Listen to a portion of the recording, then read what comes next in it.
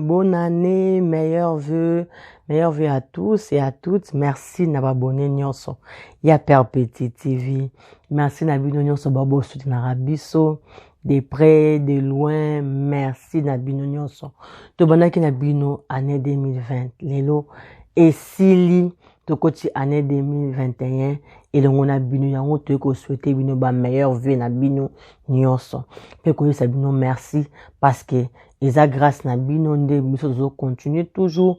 boyaka liboso na bino pe kokaboyaka na bino bemission na biso. Merci na bino nyonso. Année 2020 ezalaki année moko ya pasi difficile oyo COVID-19 ezui mokili mobimba. Tobungisaki bato tolingaki, tobungisi bato na ba famille, tobungisi bato na ba entourage, tobungisi bato yebele o toyebaki na année 2020. Alors 2021 yango tokoti libonde na biso ezake et année oza année ya paix, année ya joie, année ya succès, eza année ya élévation, eza année ya bopemi to pema, eza année moko oyo bolingo ekozali ko na nyonso lakisa bolingo même na mutu oyo alingaka ote bolingo ezala na ba foyer na biso et bolingo ezala na ba entourage na biso, bolingo ezala partout autoza même mutu alingaka o wante oyebi kalingaka te lakisa bolingo parce que j'ai grâce ya kokota na année 2020 eza perpétue et voilà pourquoi na yedi liboso na bino et lelo émission na biso ezali no boyebi ke soki na yedi liboso na bino ezaka toujours pona kokabwana bino quelque chose liso na biso ya lelo eza ete lisolo ya ndeko moko ya mwasi ndeko na mwasi aza congolaise afani na Côte d'Ivoire à Bali à Boti. Alors na kofana na ye kuna na Côte d'Ivoire ya ko sala ke oba azo sala ye pas zo sala bazo sala ba mibale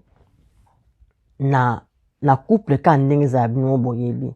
ya ko sala na ba période o ya covid o misale belé kangamaki ba misale belé kufi ba misale belé sala susute. Alors mobali na yepe musana na bango ezwaki eloko wana ki kangamaki musana mobali na ye kangami mobali na kuma kufana ndako a sala susute. Alors vie komaki vraiment difficile afuta ndako afuta mai aluka kolia veze ya soneza ki liboso te makambo nyonso echangeaki.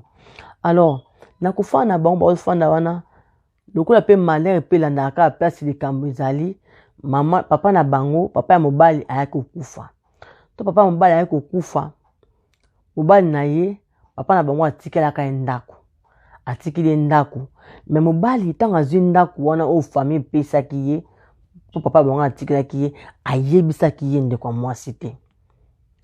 ayebisaki ete non bapesi nga ndako tokende koto ayebisaki eloko moko te. Alors la femme va toujours continuer kofuta ndako kofuta courant et puis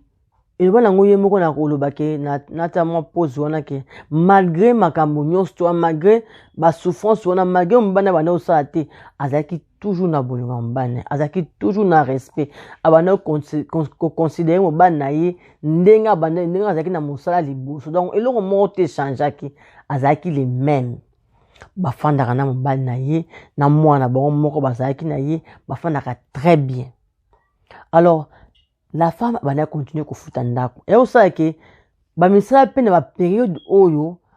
ba mususu ba misala ozo sala mais ba air ba mususu ba koso ba air te comment quitter le sali le ba permission le sali le ba permission et le mari a proposé na mwasi na ye ke camarade nanga moko azaka na poto aza na ndako awa. Alors loyer na bango oyo camarade nanga azotia eza na se par rapport ya ndako tozo futela je préfère lokola ba période oyo eza bien te na solo za camarade nanga na oso na ye to komo ke vana kuna po loyer kuna na oya awa eza cher et puis ndako wana eza munene mais loyer nango eza na semingi et la femme avait trouvé ça génial harmonique que ça bon bakei kufanda pe na ndako wana oyo camarade na bango oyo soit disant que yaki ya camarade na ye. Or moi ça yebi ke ndako ba ofana eza ya camarade ya mbali na azaka na poto. Or ndako ezaki ya camarade na mbali na azaka na poto ezaki ndako oyo papa ya mobali na ye atikaki mobali na ye. Et la femme continue à payer la maison nenga wana yo kufuta ndako wana kuna zo continuer ko futa ndako mais ba prix différent. Azo futa ndako, afuta ndako soki fin du mois koki apesi mopa mbana ye nde akozela muto aya kozwaka mbongo apesi mbongo. Soki mwasi na ye aza wana mobali akozwa akobenga petit na ye moko aya azwi mbongo nde sima bakekabula mbongo sima na sima. Soki mwasi ata atiki mbongo epa na ye mobali ayebi kaka keno mwasi atiki mopa mobali mwasi ayebi kaka keno aotika akopesa leka baya etanga koya mobali akozwa mbongo asigné na ye place wana po ayebi ke ndako wana eza ndako ya camarade nde na ndako na bango moko. Alors na continuer kofanda eye kosala ke mwana bango aye kobela. Na kobela mwana wana fali basala mwana ngo opération. Mwasi azalaki na mbongo te. Mobali pa asalaka te, mobali akongo kende koluka partout ba porte pa beta, lokola nzamba azalaka juste. Porte moko te banda ofungwama po ki basunga bango, bapesa bango mbongo, basala mwana na opération. Bandeko na nga bolanda lisolo très bien. Motema ya moto eza ndenge. Mwasi abundi na ndenge na ke même na musala pona kosenga bango ba defisa mbongo. Musala epesaki mbongo te. Alors ba ko bungisa mwana bango mbali akufaki. Tant mwana bango akufi ndenge ezala kaka ke mwana akufi ba famille ba ye tout ça na matanga bakundi matanga tout ça pona kolela mwana ne bafandaka wana pona kosola mwana. Lisolo ya ndako oyo place bafandaka eye kobima. Cousine ya mobali na ye nda ye koyebisa ye ke aye komona moso kaka changer par rapport ne babalelaka ye. Na ndenge aye komonela ye amoni ke a changer différence eza makasi. Ndeka amoni biso basoza na mwa curiosité moko aye kotuna ndenge okomi boye ndenge nini boye bino bato bo bapesa bino ndaku bozala ndaku na bino kaka kolia oto nini mpoka mobali azosala te likambo nini okomi boye kofuta konto nini nde la femme ani koyebisa ye ke tala boye nazosala abibi toyebi kosala me ndenge okokoma bi ndaku nafutaka boye nazofuta ndako ozofuta ndako nini ofuta me lopango oyo eza lopango oyo ya papa ya mobali na yo nde atika bapesa yango atia na kombo ya mwana na ye ya mobali na yo nde bapesa ye. Ah bon? Ndako nga nafutaka yango chaque fin du mois lopango oyo nafutaka yango chaque fin du mois. Lokola matin apesa ki place wana makambo pe bimi place wana. Yo futaka ndako. La femme il fallait akebimisa ba preuve oyo afutelaka mbongo ndako. Aki abimisi kaya lakisi cousine na yo wana cousine na monango epe mwasi mende ni baki osala ye bongo. Azwi kaye ameme patata na bango. Tala makambo ezoleka na place oyo boye na boye. Bavandisa mobali famille mwa bango ekuti na bango na ye mwasi lokola kuna zalaki ye moko bavandisi mobali po batuna ye me ndenge nini mwasi na azoloba ke ndako oyo bofandi afutelaka ngo pendant ke ndako oyo papa na yo nde atikela yo place makambo ya kobima. Et la femme a posé mobali question, c'est vrai que ndako oyo tozovanda ndako oyo papa na yo atikela yo nga nafutaka yango chaque fin du mois nafuta ndako oyo elelo soki mwana biso akufi soki mbongo wato banda obomba ngo nafuta chaque fin du mois tonga tozala ata na mwa un pas ya kofuta na hôpital bongo mosusu toluka tozozanga mbongo toali na mbongo ndamu tozozanga mbongo akobakisa po basala mwana opération nzoka nde yo ozozwa mbongo bata oyo nyonso banda une année na ndambo. Alors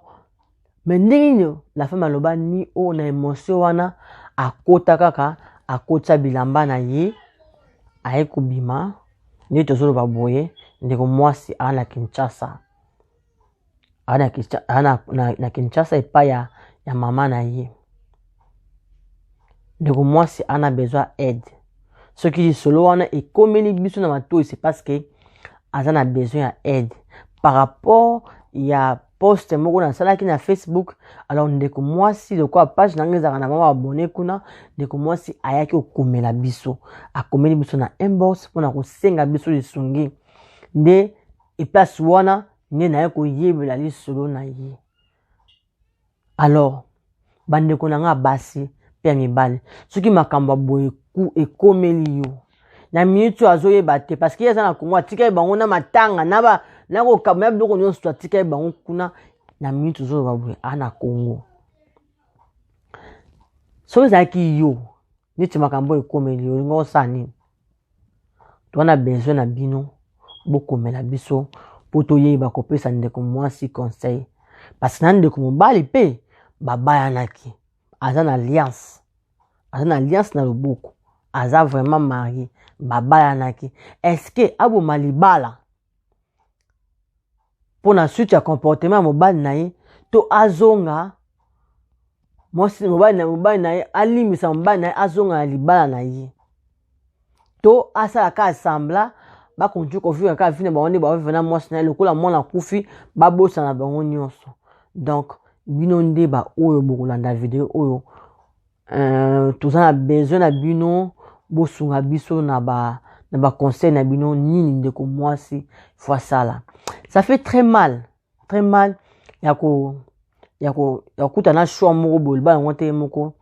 ozoyoka nde mutu azolela obata ye moko na ndimaka te je faisais tout na mitiki na mi wana ebana ngoyo moko na beta so ndi basombaka plante te na kana chapeau na nka moko na banola tana bana kokipi kutu te ba camarade ni je m'en fous pour ça nga zaki to za bien le quoi mbali na nga zaki na musala aza na ba société tout za bien et puis ndako na nga na ebeke un jour mukile kokuma na nka bien a ozone ka musala vie ko zora na nka bien ezaki liboso na mitika ki parce que na linga ki mais pourquoi mon ban na nga kokosala nga boyi pourquoi est-ce que afutaki nga mbongo pendant que ndaku wana ezalaki ndaku na biso moko est-ce que pona za mutu mususu na uti na mboka mususu to est-ce que vraiment bolingo pende zali na kati wana bino ba obola na biso nde bokosunga ndeko mwasi na ba conseil na biso bokoma ate bokomela biso ata inbox na Facebook na biso conseil du soir nde tokoluka topesa toyeba kosunga ye pe aso tosunga ye financièrement tosunga ye pe na moral parce que moral na ye eza bien te aza na bague na ye azotambola nango marié pendant 3 ans na ndambo donc 2 ans basalaki donc 3 ans na ndambo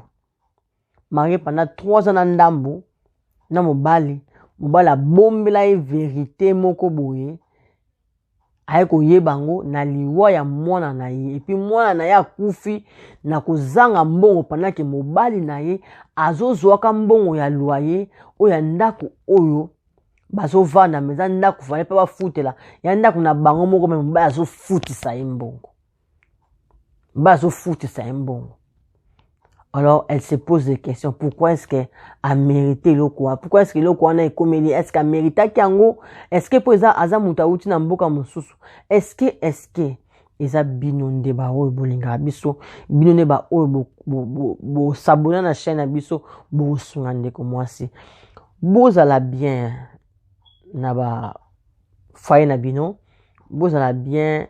na bandako na bino tolingi bino mingi bo continuer toujours ko s'abonner na chaîne na biso na Perpétuité TV. J'espère que vous n'allez jamais déçu. Tous là ba réaction na bino, tous là ba solution ko ute pa na bino pona ndeko mwasi oyo a kweli likambo. Merci mingi na bino nyonso. Na lingi bino mingi. Bye bye.